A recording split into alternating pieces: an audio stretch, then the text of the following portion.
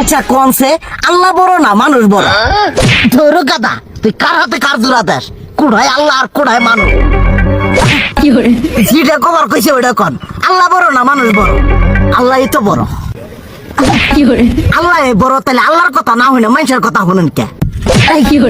কি কইতাছস? কি আর আল্লাহর কথা মানে না মানুষের কথা মানে? হ্যাঁ, কি আর মানুষের কথা শুনেন তাই না?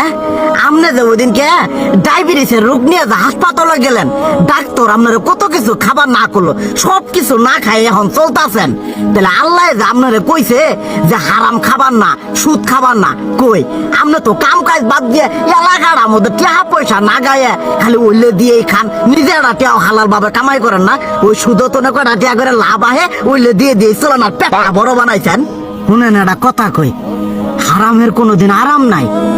হালাল পথে রুজি রোজগার করেন, প্রয়োজনে এড়া বেলা কম খায়েন, তাও শরীর পিণ্ডও ভালো থাকবো, কোনো রোগ বেদও হবো না, আরামও পাবেন, আল্লাহও খুশি থাকবো। তুই আমার এইভাবে বুঝাবি আগে কইলি না কে? আসলে এই বিষয়টা তো আমি কখনো মাথায় এইভাবে নিইনি যে আমাদের কখনো ডাক্তার নিষেধ করলে ঠিকই আমরা নিষেধ মানি, কিন্তু উপর আল্লাহ যে কত কিছু নিষেধ করে দিয়ে সেটা মানি না। আর এই যে হারাম পথে টিয়া পয়সা কামাই করতেছেন, শরীরের মধ্যে দুনিয়া রোগ ব্যাত হয়েছে, দেখা যাইতেছে যা টিয়া হারাম পথে কামাই করতেছেন তার তো বেশি টিয়া মনে করেন জ্বলেই যাইতেছে গা বেশি।